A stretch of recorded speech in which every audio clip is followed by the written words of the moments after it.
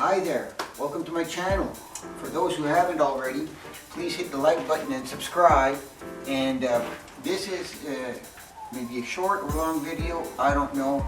I've already started the project. This is what somebody asked me to do, okay? And I'm mid-build, so I'll show you what I can and what I do have, okay? So as you can see in the background here, I have a log bed, which is actually a bunk bed, okay? They wanted a twin or 38 wide top bunk with a queen bottom, okay? So this is white Atlantic cedar. What I do is I take the bark off of my logs, and then I run a grinder with a sanding disc on top of them to remove any branches and any kind of stuff sticking out, so it doesn't tear up the sheets when they're trying to change the sheets on the bed, okay?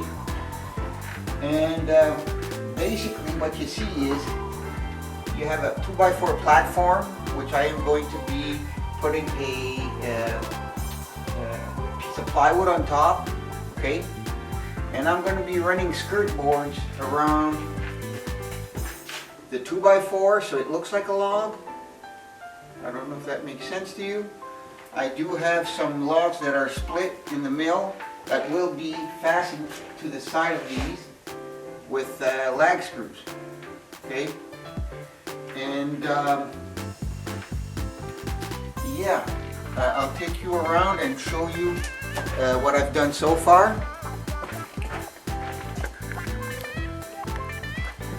Okay, so these are the logs, or my rough stock, and as you can tell,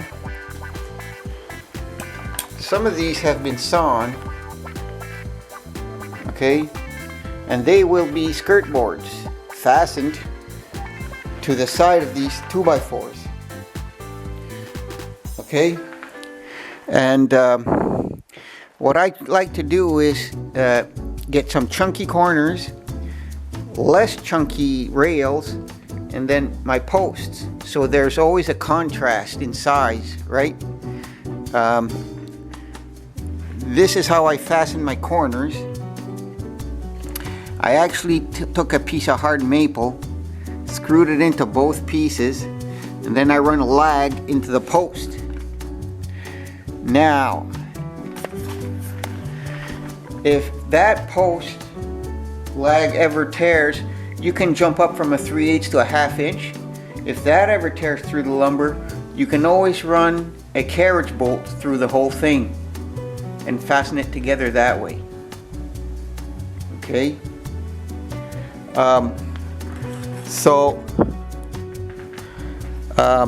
As you can tell, these dowels run through here, through my logs, and they are actually fastened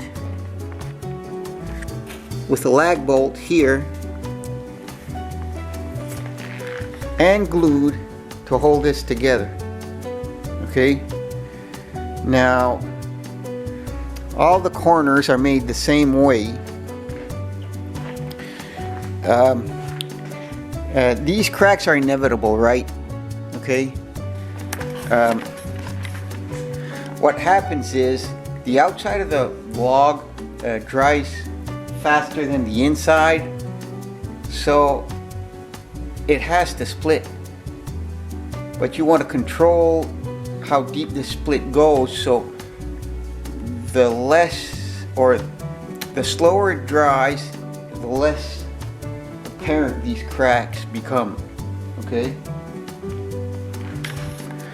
And I've made these blocks, so when you assemble this, all you have to do is put a block in each corner and slide in that end and then slide in this end, right? and then fasten them with the lag screws. Now, the tricky part is the top bunk. When you actually do put in the top bunk, you have to get one side ready with the blocks on this side, and then with the post, hold this up, hold the top bunk in, screw those in, then take the second plate and bring that second plate in, and then fasten them in both corners. Okay, so that's basically how you would assemble this. Now, on all my logs, I like to use, you can use, there are many brands out there. If I name them, I don't want to show preference, but there, I do have a preference. But I use a cedar log. It's a stain and sealer at the same time, and it's a different composition.